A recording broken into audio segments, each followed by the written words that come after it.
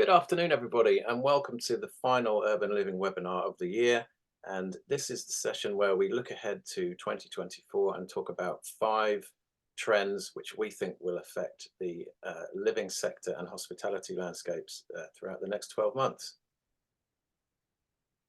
My name's George Sell. I'm editor of Urban Living News, and we are a multimedia platform for the real estate and hospitality industries. We're also event organisers, and we also have awards.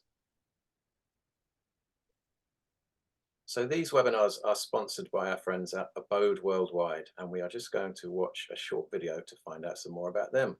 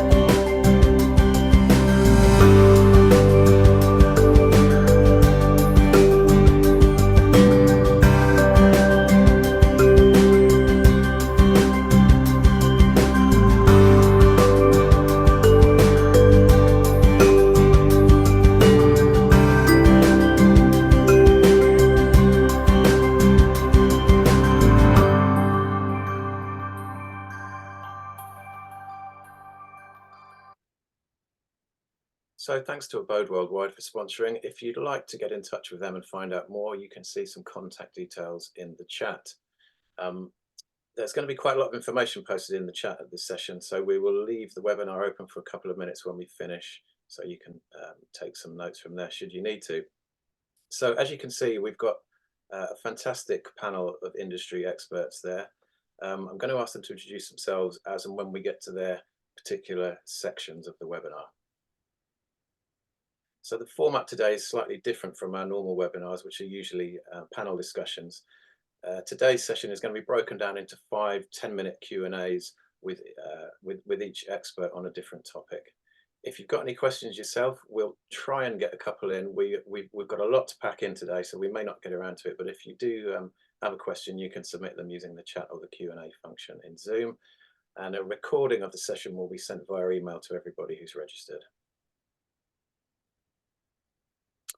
So our first session is about office to resi conversions, or PD as they are sometimes known in the trade. And to talk about that with us, we've got William from Allsop. William, would you like to introduce yourself and tell us a bit about how you work in the PD arena? Yeah, hi everyone. My name is Will Shoebotham. I'm a partner at Allsop, as it states on the graphic there. Starting with Allsop, actually, in case you don't know who we are, we're a firm of chartered surveyors. We're a company where there's probably about 200 employees across 3 offices. Now we've got 2 offices in London, within the West End and the City, and also an office in Leeds. So we cover the UK. We don't go abroad, so it is just the UK that we cover. Now, as a business, we're probably best known for our auctioneering teams. But aside from that, we do have professional teams in terms of dealing with valuations and rent reviews, etc. And then we also have transactional teams on a private treaty basis within both the commercial and residential sectors. So I focus on the residential sector. Just a bit about me, really. I joined Allsop in 2010 as a graduate. So I've been here all of my career, having studied real estate at Oxford Brookes. In 2010, I joined the company. I rotated around the company in order to become a qualified surveyor, during which time I had a brief 6 months secondment at Granger. Having become qualified, I then joined the RTLM team, which is the Residential Transactional and Living Markets team. Now, within that team, we've got sort of various facets. We've got the residential investment side of the business, the student side of the business, the development side of the business, and the build to rent side of the business. So initially, I was working sort of within quasi-resi investment, student and development. But probably about sort of 2-3 years into the role, I went on to specialise within investment. Now, I guess sort of bringing that back to sort of PD buildings, we as a business have been dealing really with office to resi conversions since its conception back in sort of around 2013. And we're originally as a business dealing with a lot of this kit in the auction room and on the development side initially, because a lot of these office buildings were being sold to developers who were taking advantage of the PD rights and in effect converting these into residential units. So we started seeing these being transacted as in effect residential investments probably in and around 2015, when it was probably much more sort of granular kit.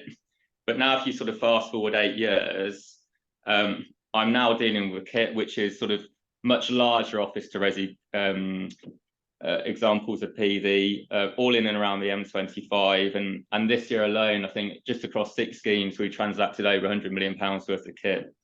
So as a business, we've sort of had a sort of a good feel for this PD environment throughout different facets of the team. Will, could you just briefly explain the sort of PD definition and how it means that these projects don't have to go through the full planning application process if they were going to be, as they would if they were for other uses? Yeah, so permitted development sort of previously meant that you could convert basically office to residential without going through the planning process.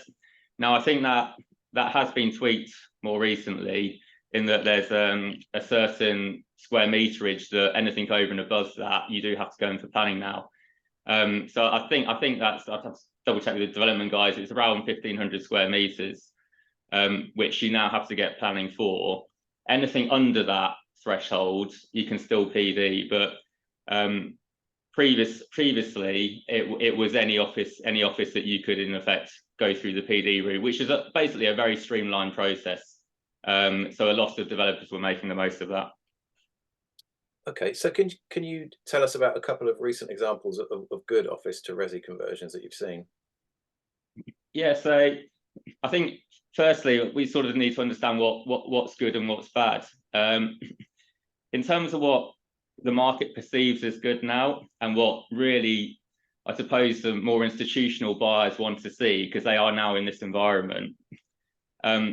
Firstly, the spec has to be high quality. Gone are the days where you can sort of get away with spending £100 a foot on this kit and, really turning it around as quickly as possible.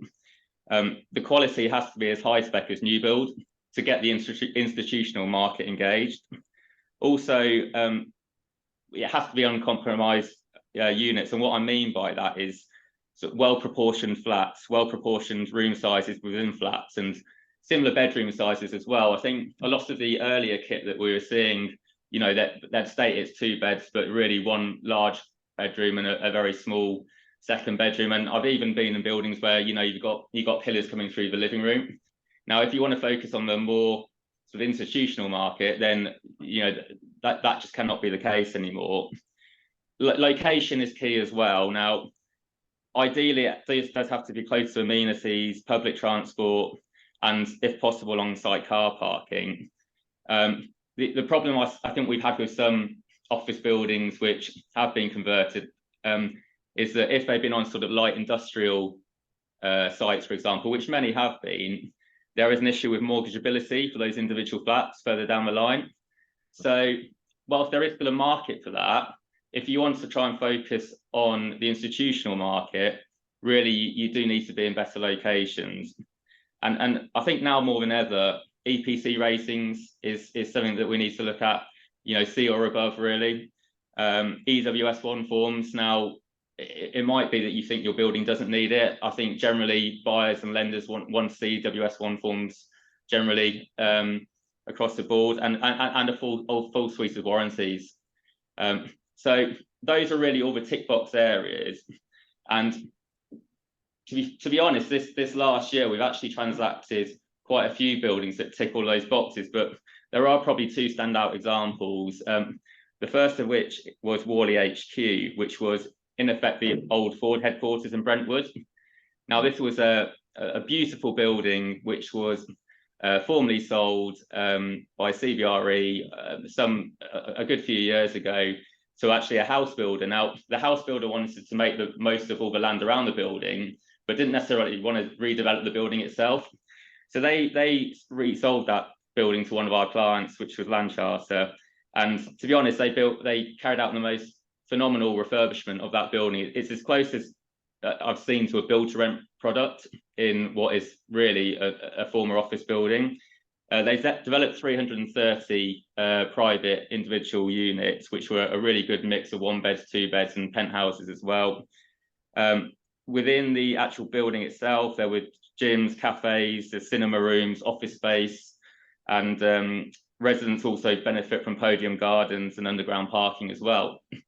So we were actually approached by the vendor to sell one of the wings within the building, which was 125 units. And I think you can actually see it on that graphic there, which I've just seen. You can see Citra Living buys Essex Office to Resi project. Now that is that building. So this was really at the start of the year, and the first time we really saw the institutions looking at this market.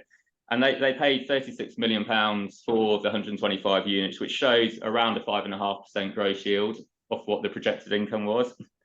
In terms of another example, which similarly was, an excellent product, was by a developer called Sheen Lane, who I think I'm probably right in saying that certainly, if not the largest, certainly one of the largest PD developers in London. I think they've completed or sold around 2,500 units, got another 1,000 under construction or in planning. Once again, quite a large building in terms of number of units. They developed 86 units there, and once again benefiting from communal amenities, communal lounges, parking, a good mix of units. And once again, that was a lot size of around 26 million, which showed around a 6.25% gross yield, I believe.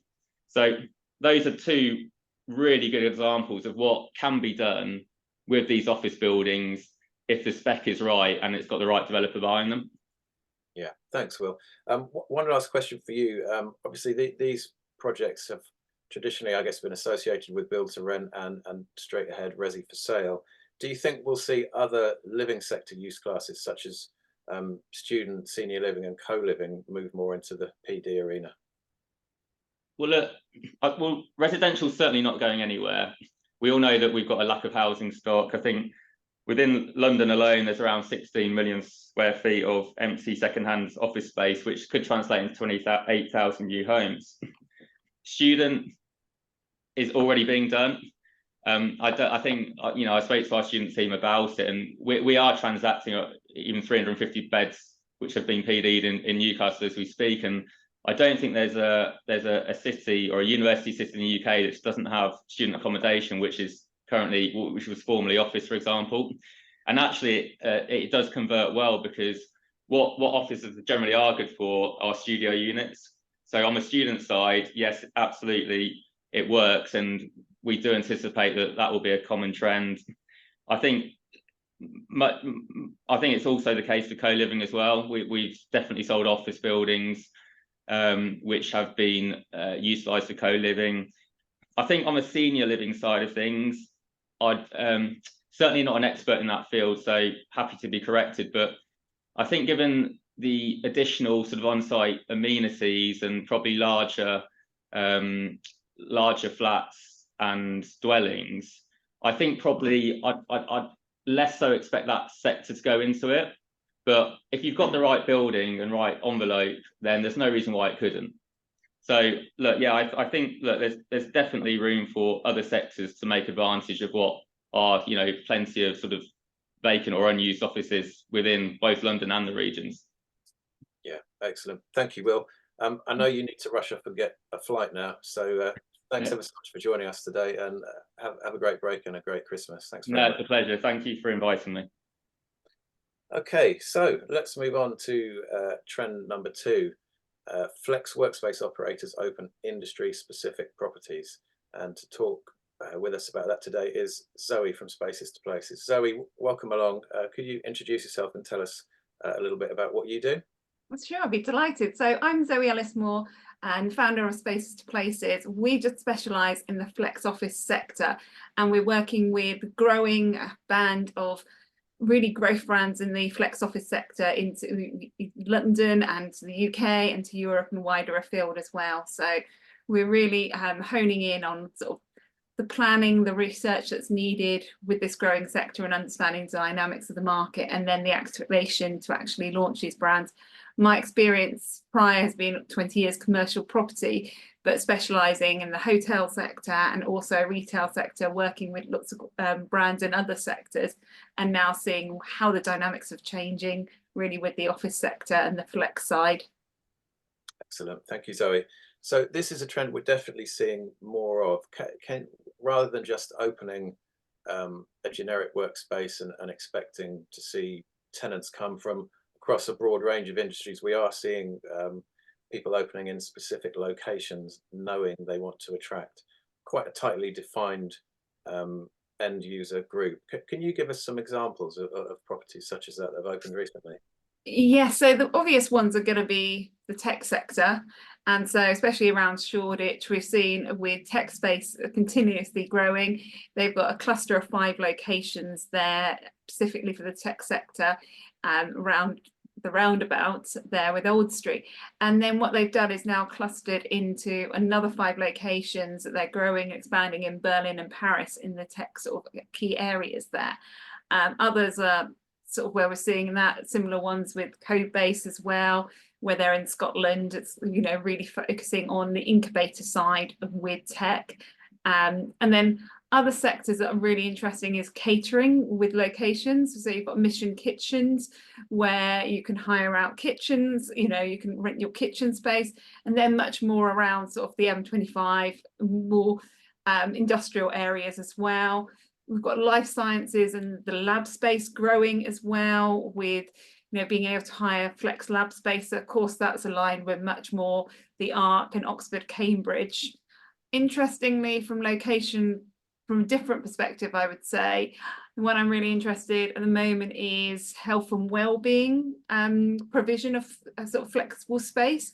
And that's like Until is growing phenomenally at the moment. So they're providing much more dental rooms, treatment rooms, consultation rooms, and their biggest requirement is good, well located places, but they take basement space, so often not the least desirable space. And we're even seeing, like in Paris, with sort of different sectors and working out for French lawyers as well. There's the CDAAP, which focuses just on that lawyer cluster. Lawyers always clustering together near the courts there, and their needs are much more around sort of extreme privacy, separate reception rooms. So finding, yeah, lots of niches really coming out as well, and location being key as well. Yeah, Zoe, you and I were both at the recent co-working conference in Porto, and that the French legal one was a really interesting one. And they can't have an open waiting area in case 2 people might rock up at the same time who are on the opposite sides of some sort of litigation. So it does have some very specific needs there. So Zoe, do you think this trend for kind of single-use workspaces is gaining momentum? Is this something we're going to see more of? So overall, the flex office sector, co-working, however you distinguish it, this much more, but not the traditional lease model with taking office or workspace is growing, and we've seen that phenomenal growth. You can see all the graphs as well, decline of the lease lengths and increase in the flex office sector. We're seeing differentiation, and so hence all new sort of nuances coming about and much more niche there. So yeah, definitely continuing. I think the ones do see quite a lot of often startups, like quite a few have tried with connecting with nurseries. Some of these concepts don't work, and I think where it gets interesting, where I think like Until is interesting, they've got their business model, they're expanding, they've got Stephen Bartlett as a backer, so one of the dragons there. They've got their model established and they're growing. So that's where I see the interesting dynamics there. So other ones slightly different, but their model is Art Club, and so they are actually taking smaller sort of spaces, but on the ground floor of build-to-rent residential developments, and it really offering a flexible workspace community to everybody in the building, but also the wider community, and seeing that they've got this neighborhood model. So they're now they've worked their model out of how to make a space work that's sort of 8,000 feet smaller, square feet smaller. So then, there's innovation coming with these models and growing at scale. The other one with trends, landlords are much more interested in management agreements. We've seen a huge change now with the sector. I think that's the other, it's a growing sector, but management agreements, they're wanting to understand the model as well, and a sort of profit share relationship. But pre-COVID, it was like 9% management agreements. Now we're about 41% is sort of the data with Savills. So that's been an ongoing trend, that there's much more, there's closer partnership relationship with bringing in the right provider. Hence with some buildings, it's like, let's bring in Until and take the basement floor and another flex provider, really working out what helps with the overall proposition of a whole building. You mentioned that the prevailing trend is for lease lengths to come down dramatically, but perhaps if you're an operator who's targeting a specific industry sector, like the dental one, for example, you've got to spend a lot of money on kit to go in there. I mean, they provide X-ray machines, these super sophisticated dental chairs, and so on. Presumably, that must be a bit of an anomaly, because you don't want someone coming in and signing for 3 or 6 months.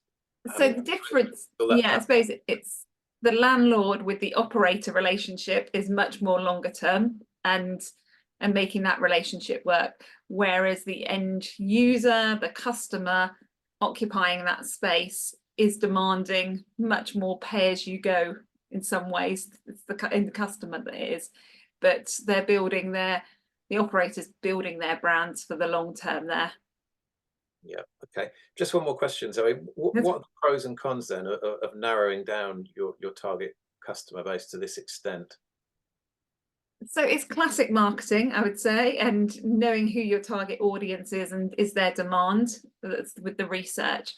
So it is, as long as you do that, I think that's always the pro. The con is sort of the one is you've got to make sure the business model is working. The pro is when it is working, you've got a scalable business, and that's the crucial one with some of these different niches now. And what we've seen is actually like X and Y started very much pre-COVID time, but really have seen phenomenal growth because they were one of the ones that were first B Corps in the sector offering flexible office space. Now we've got like 25 different providers being B Corps in the sector, but they stood out in the market because they went and sort of said, we're about companies with purpose and building this community of other businesses with purpose, and it got huge following there. So this is where the model works, and they're constantly evolving as well and being in front of the pack and really standing for something. So that's where it is classic market, working out what your USP is.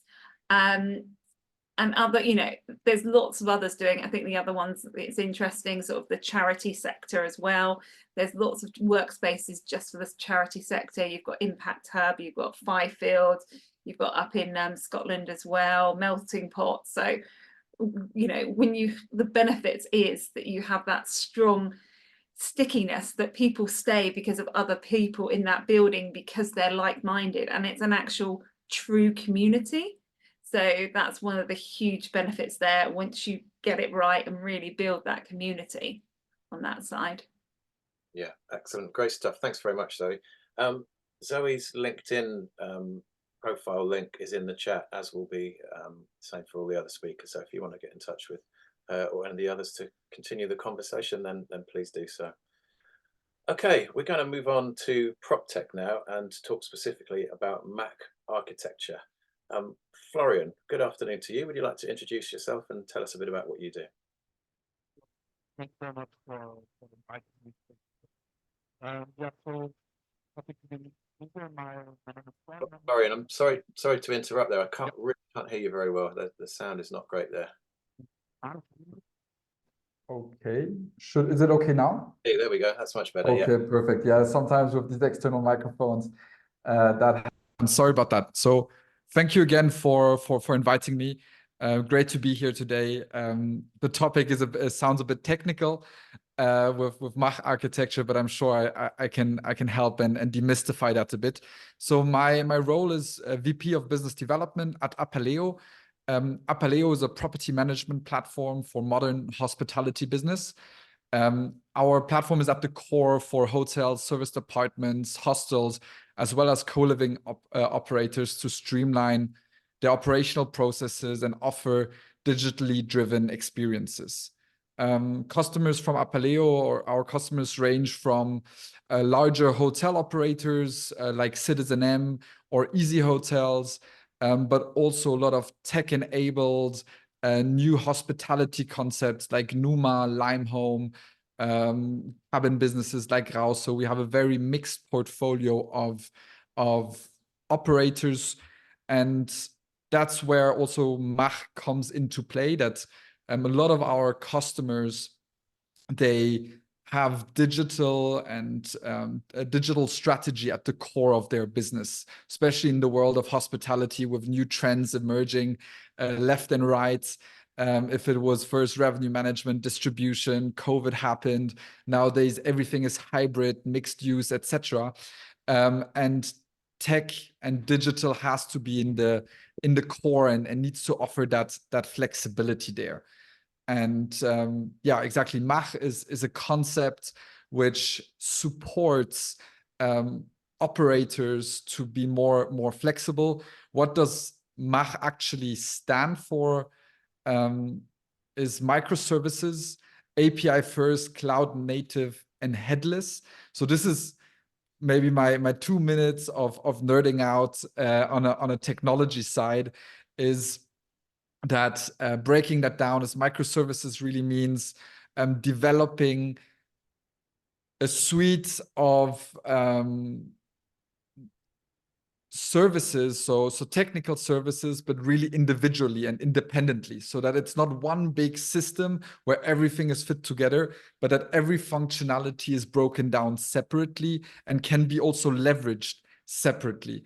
API first means that you build as a tech vendor first your APIs, so that all of the functionality is actually exposed to the outside world. So again, it's systems, technology vendors who don't build to the inside, and only one vendor who only tries to cover all of the functionalities themselves, but really saying all of the functionality needs to be exposed, that also other tech vendors can connect to it. Cloud native, I think, is something which is the most knowledged in the industry. Is just that it's built in the cloud, much more scalable. You can access it from any device, from anywhere. And then the last point from Mach is that headless part. And this means that you actually separate the back end, so everything where it's like data and functionality, from the front end. So that's where your user is actually having the user interface. And this architecture allows much more flexibility for vendors, and happy to dive into a bit more of the business cases and the business value of such an architecture. Yeah, thanks, Florian. Okay, yeah. So tell us, what are some of the potential benefits of Mach architecture for tech providers, specifically in the real estate and hospitality industries? Yeah, so there's different approaches to it. So you in the first sense, when you hear what I've just been talking about, is okay, I need a clear tech team, and I somebody who can leverage all of that. Which in a one sense, yes, you can build your own custom user interfaces on top. You can have much more modular tech stacks. What that means is I can have, for example, if I'm a hotel, I have a revenue management system, I have a digital guest journey system, I have a CRM, I have a PMS, I have my payment provider, and all of them can seamlessly integrate with one another. And I could even say I actually built my top layer on top, which is the guest-facing solution, and I can just use certain components, and they all play into that guest-facing solution, so that my guests can easily leverage the IoT in my room, as well as update his invoice, as well as update his guest preferences, all out of one user interface. And that this is updated in all of the best of breed systems, so that you do not need to have one vendor who tries to cover all of the different trends in this world, especially on the tech side, but that you can actually work with specialized systems and make sure that the data flows with one another, and that you can build your unique experiences on top. And you can either do that with custom builds, so that's when you have maybe your own tech team, or you can have it more of a kind of a app store approach where you can connect different systems from different vendors without needing own tech developers in-house. Yeah. So really, Mach architecture could be the way to overcome the problem of integrating all these legacy systems, which hospitality has been wrestling with for years. So it does seem to be like a huge leap forward. Can you give us a couple of specific examples of how it's helping hospitality and real estate operators, but based on your experience? Yeah, definitely. I mean, it's this trend comes from the e-commerce world, right? So this was one of the worlds where when you look at the websites for the big retailers, etc., when they have a website, before it was one vendor who created the whole website, the shopping experience, the payment, and etc., and it had to be one vendor. And they suddenly realized actually they need maybe a much better checkout solution, which can improve the checkout experience much more because it generates much more money there, or the payment needs to be better because it has to accept better different alternative payment methods or local payment methods. And that's composing these things together. In a hospitality or real estate way, we can see that with for example, the big players like Citizen M, who have built their own custom experience for the guest, where you can check in, where you can book and sign up, etc. And they don't want to have one vendor who covers it all, but actually want to have the best CDP platform, which is really specialized on bringing the guest data together and really understanding the guest. And maybe they need a very simple kind of PMS itself, but they need that interconnectivity there. So this is one of the more traditional hotel use cases. But another topic is, for example, when we look at hybrid spaces. So you have now a new concept which has maybe a co-working in the property. It has some long stay, it has some short stay, it maybe has a fitness and a membership connection to that. And in the traditional world, you would now need to find one system which pretty much covers it all, or at least you would have like one system and then you have other adjacent systems, and somehow they don't really talk to one another. What can you now do with this Mach architecture is that you say, okay, I actually look for a specialized system for my co-working, for my short and long stay, maybe even something very different for my long stay because it's more contract management, something for my POS and F&B, and something for my fitness and membership. But I want to offer the same experience, the same interface for all of my guests. And through this, I want to improve my cross and upsell from one service to the other. And that is where this Mach architecture comes together, where you can then say all of these systems by themselves specialize in what they do best. But to my guest and to my business, I have one overview and one seamless experience, because that is always very important with technology, is it needs to be seamless for the guest, it needs to be seamless for your staff, and it needs to work. And this is something where when you work with legacy architecture or legacy technology and try to become that flexible, typically somehow you bring it together and can offer it, but you typically lose the seamless and simple integration and connectivity of data. Excellent stuff. Florian, thank you very much. A real good insight into, you know, a real significant leap forward for prop tech. So moving on to our next trend, co-living scales up. And to talk about that with us today, we have Jenna. Jenna, would you like to introduce yourself and tell us what you do? I think you're on mute, Jenna.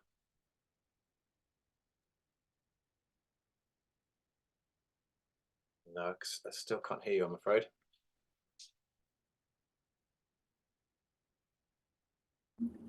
Is that working?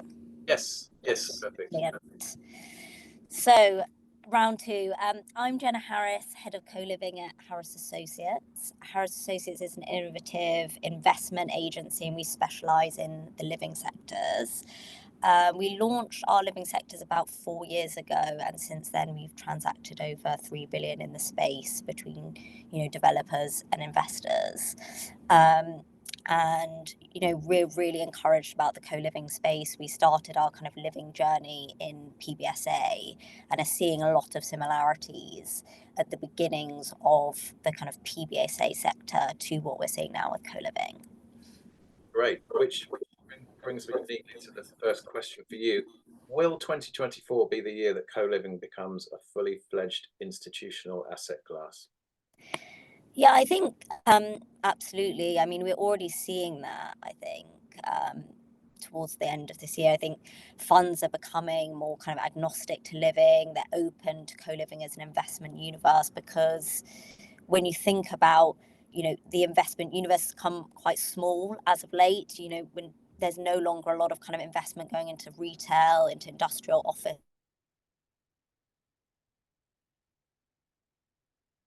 Seem to have lost Jenna for a moment. Let's just wait and see if she can reconnect.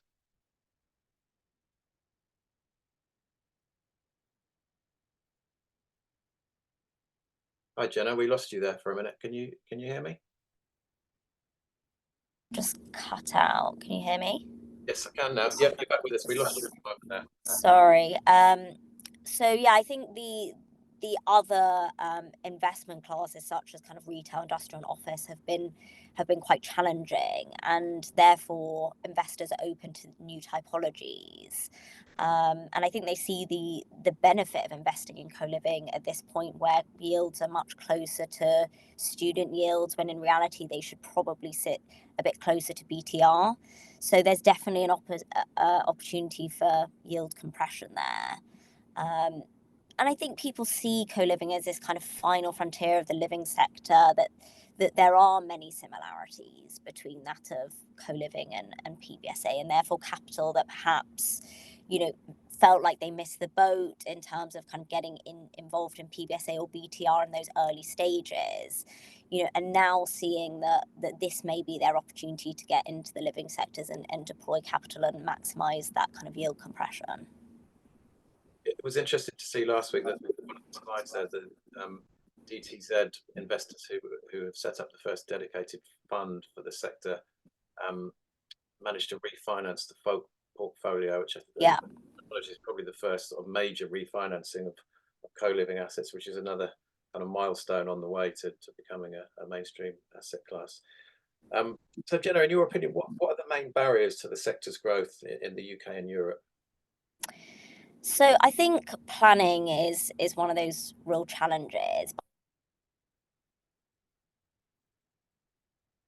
We're just going to have to wait a minute or two while Jenna rejoins.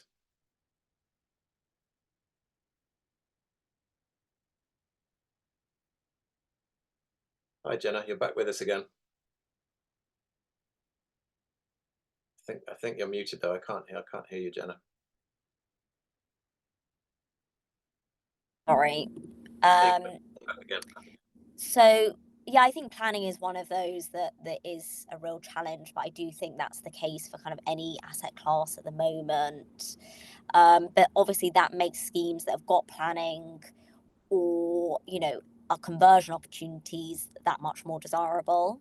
And I think we are going to see a lot more of that, you know, those kind of office conversion stories where you can go to a council and say, you know, this is a redundant office building, you know, it's been vacant for 2 years, we want to take it over and put co-living here. And there have been those types of models come through already. I mean, Hub Residential have 2 schemes now that they've bought in the city that they're going to be delivering. So I think that's definitely a sticking point at the moment in that planning arena. And then I think the kind of lack of transactional evidence and uncertainty around yields. Obviously, up to this point, there hasn't been many transactions in the sector. Having said that, I do think there are going to be many more announcements kind of Q1 of 24, and that's going to help solidify yields and give confidence to capital that's been waiting to enter the sector. So I think people are there ready to enter the sector, but they want to know that there's more comparable evidence for those yields. Yeah, thanks, Jenna. You actually very neatly answered the question there from Amit, who asked if you could comment on the current valuation yields for co-living in London. And just wait for Jenna to rejoin for a sec. Jenna, just one more question for you. In October, we're going back to the planning piece. In October, the BPF called on the government to formally recognise the importance of co-living in the forthcoming National Planning Policy Framework. How likely do you think this is to happen, and are we at the start of the journey of co-living becoming better recognised and understood by planners? Yes, I think because the London Plan obviously has defined the policy on co-living in London, I think local councils across the country have undertaken a kind of similar exercise in understanding what co-living really is, and therefore through that journey they become more open to the concept. I also think as more of these kind of second generation schemes come through with larger rooms that really exhibit kind of better quality of living standards versus some of that first generation stock, the more that they're going to be open to that. As well as kind of proof of concepts. I think there are enough proof of concepts now in London. I think there still needs to be, work to be done in the regions, but excited to see that there are, some of those larger schemes coming through in the regions as well. But, I think a lot of people are quite invested in that education behind the co-living sector, and we certainly feel that way too. And we did a report in order to kind of aid that education into the sector. And I really think that's been the missing link on that aspect. And I think that, starting in London, all those kind of proof of concepts, and then looking out to the region.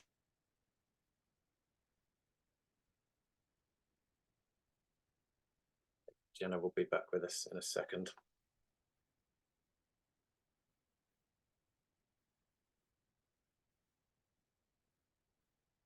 Hi, Jenna, can you hear me? Hello? Can you hear me? Yes, I can now, yeah. So yeah, I think that, there's obviously still work to be done, but I do think it is very positive. And there are enough now proof of concepts in the market to kind of show people what co-living is all about and why it really works. Great stuff. Thanks very much, Jenna. Thanks for persevering there with a difficult connection. Thanks a lot. Thanks so much. Okay, let's move on to our final trend for 2024, which is biodiversity net gain, why it can't be ignored. And to talk about this today, we have got Nicholle from Pinsent Masons. Nicholle, good afternoon. Can you tell us a bit about what you do at Pinsent Mason? Hi, thanks, Sam. Good afternoon, everybody. My name is Nicholle Kingsley. I'm a partner at Pinsent Masons, and I specialise on the planning legal side.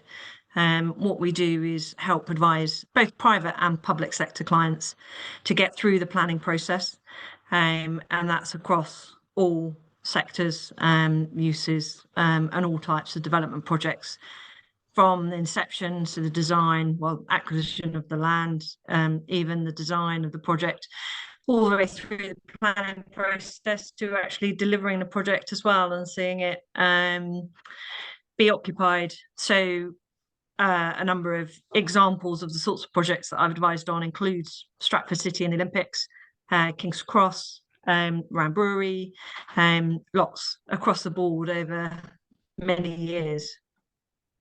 Great, thank you, Nicholle. Okay, so could we start by asking you to explain the government's BNG policy when it comes to new development? That we've got some changes afoot. Can you outline the kind of basic principles of that for us? Yeah, sure. And actually very relevant because I'm not sure everybody's going to be looking at it over Christmas, but they are expected to come into effect on the 1st of January 2024, certainly for major developments. But I'll just take a step back to begin with. So what's government trying to do and what is BNG really? So BNG, biodiversity net gain, it's really an approach to development, but also land management, can be land management. And it's intended to leave the natural environment in a measurably better state than beforehand. And the reason it's been brought in and the change in the law has been brought in is designed to address what we've currently got, which is biodiversity extinction crisis.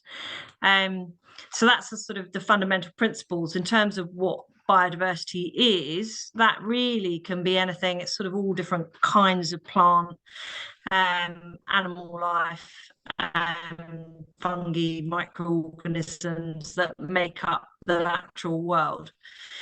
So where are we? We sort of go back to the Environment Act 2021, which obtained royal assent. And in that included changes to the Town and Country Planning Act, added a schedule. And that requires, in very general terms, at least 10% biodiversity net gain. And so that's mandatory for all developments. What we've got, so in the 29th of November, a number of draft regulations, which is a secondary legislation, were issued by the government. And they show that you've got really a sort of a phased transition. So it's major developments will be the first ones where the 10% biodiversity net gain will be mandatory. Smaller sites from April 2024, and then those projects which are going through the nationally significant infrastructure projects follow on a bit later because they need a statement to Secretary of States. They've got more work to do in that respect, but they have, I think, promised or certainly indicated that for nationally significant infrastructure projects, so that's your large scale sort of renewable wind farms, power projects, etc., and highways will come forward in 2025. So how does it work? So I've mentioned the Environment Act. What that does is means that on all developments coming forward from, as I say, for major developments, January 2024, you'll have a deemed condition. And that deemed condition will say that you cannot begin your development unless a biodiversity gain plan, so plan setting out various things, has been submitted, but not just submitted, but also that the local planning authority has approved that plan.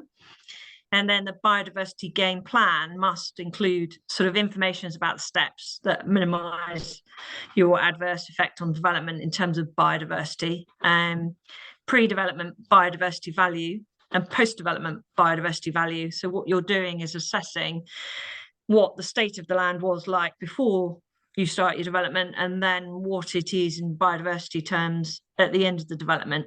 And the local planning authority cannot approve that plan. So bearing in mind this is a pre-commencement condition, they can't approve that plan unless you show that you're satisfying the BNG requirement, which is your 10%. Now, there are provisions which mean that you, if you can't do works to affect your biodiversity value at the start of your assessment, and those are in place from 30th January 2020. So if you're carrying out works trying to get rid of current biodiversity on site, then you can't take that into account for anything that was done after January 2020 in terms of your assessment. So that's trying to retain what biodiversity and habitat there is on the site already, and then making sure, going back to where I started from, government saying to make sure you leave it in a measurably better place at the end of the development. Now, there's a lot more complicated aspects to it in terms of the calculation and the assessment. But in 10 minutes, I'm not intending to go through that. So we'll be here for a little while, I think. Okay, thanks, Nicholle. The implementation of these new rules has already been delayed once. Are you expecting any further delays or significant changes to the policy if we have a change in government next year? No, firstly, because, as I say, largely they will already be in effect. But secondly, because I think there certainly was cross-party support. And actually, all clients that I speak to, they're not, this is something that they take on board, and actually a number of developers and local authorities have already implemented policies and local plan, and for developers their own biodiversity net gain requirements, and have been doing so for a while now. So it's something that I think people are happy to provide. Clearly, on any development, you've got to balance viability in terms of the cost, how much it's costing you to provide things. You've got affordable housing provision, affordable workspace, lots of other things sort of trying to vie for their place in the development. But I haven't spoken to anybody that is adverse to providing additional biodiversity net gain, subject to clearly making sure that the development remains viable and it can be delivered. So cross-party support. So can't see that there will be any further delays. Clearly, we've had delays already, as you say, but and I think most people are supportive. And we've now, as I say, on 29th of November, was a raft, I think it was 6 draft regulations, as in terms of the secondary legislation. So a lot of the detail now, and this has been coming forward as well for a number of years, so it's not something that suddenly came out of the blue. People have been hopefully gearing up for this for a while now. Yeah. Thanks, Nicholle. This is obviously called the Urban Living webinar, and the majority of our audience will be operating or developing assets in city and town centres. So can you give us some specific examples of effective strategies and techniques that developers are using to boost biodiversity in densely populated urban areas in their developments? Yeah, so what you're seeing really, so if you think about what biodiversity is in terms of your kind of plants, animal life, etc., what we're seeing is a lot of, so your hard landscape, for example, on your public realm, actually you can see it there as part of the image that we've got. So a lot more planting, so soft landscaping, planting of trees and hedges and flower beds, etc., as part of your public realm provision, which translates as well into areas, good areas in urban environments for people to walk, to sit, to sort of have their time out, go for lunch. And we're seeing that actually even on developments that have been in place for a number of years, that they're now coming forward and amending the hard landscape, the public realm, to provide lots more additional planting of trees. You'll also see balconies, as in non-accessible balconies, with planting. You've got green walls coming forward, green roofs, brown roofs, so all sorts of different provisions. And you've also got your urban greening factor as well to take into account. So I think developers and applicants are coming forward with a variety of measures to help enhance the biodiversity value of the site as part of the development. Thanks, Nicholle. One last question. If the 10% target, for whatever reason, can't be achieved on the site of a development, what options do developers have to mitigate that, perhaps by providing BNG somewhere else? Yeah, so if you can't provide it on site, you do have the ability to provide off site. You can enter into an agreement, conservation covenant. It's got to last for 30 years with a landowner, for that landowner on an off site provision to be able to provide your 10% biodiversity net gain. It gets a bit more complicated because you have to look at the the value that you're creating and what that is, but then that landowner stroke manager will manage that offsite provision for the 30 years under the covenant, and there's likely as well to be a section 106 provision requiring that to come forward. Where you're on site, you're probably more likely to have a condition, I suspect. Could be a section 106 obligation as well. The other one is that you can, well, there is provision certainly in the Environment Act for buying and selling of credits.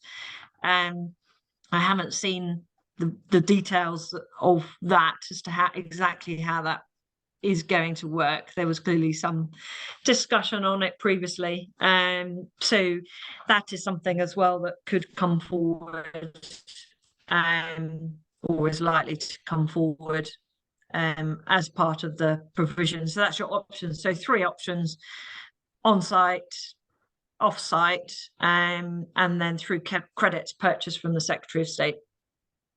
Excellent. Thanks very much, Nicholle. So that brings us to the end of the session. I just need to show you a few slides before we wrap up. Tomorrow, I'm going to be co-hosting the Trends webinar for our Service Department News brand with my colleague Eloise. Again, we've got a great lineup of speakers, and you can see the link to register for that in the chat. It'd be great to see some of you there. The first urban living webinar of the new year will be on real estate's place in the circular economy. So touching on that last theme as part of it. That's on Friday, January the 19th at 11 AM. And the link to register for that one is also in the chat. And finally, I just wanted to give you a heads up about a great event that we run every year in a different European city called Recharge. It's a really great event, and it's taking place in Belfast next year on January the 22nd and 23rd. It's supported by Visit Belfast and the UKAA, and if you'd like to find out more and buy tickets, have a look at the link in the chat. If you'd like to work with us at IHM, either on our digital platforms or our real life person-to-person events, get in touch with my colleague Henry, who you can see on the screen there, and also you can see his contact details in the chat. And I would just like to say a big thank you to all our speakers today. Thanks to Abode Worldwide for sponsoring the series. Thanks to you all for watching. Have a great festive break, and we'll see you on another webinar in the new year. Take care, everybody. Bye-bye. For short. IHM is the #1 brand to engage with decision makers in hospitality and real estate. Our 4 multimedia brands lead their respective sectors with breaking news, comments, trends and opinion across a variety of multimedia solutions. We provide an inspirational community to connect people through world-class events, webinars, podcasts, award schemes and much more. But let us share our story of who we are and what we do. Over 10 years ago, Piers & George had a light bulb moment to provide expert opinion, comments and low-cost digital content. And so they went on a journey over the past decade, creating media platforms to serve the hospitality and real estate industries. We now have an engaged audience with a reach of over 60,000 monthly visitors across our website, 48,000 of our email database across all the sectors, and over 67,000 across our social channels. Everything we do believe in challenging the status quo. We believe in thinking differently. We make things simple and very easy to work with us. And we're a friendly bunch too. We offer creative solutions to help you achieve your business goals. Read, watch, listen, meet with IHM. Contact us for a chat today. Just look at some of the brands we have worked with recently.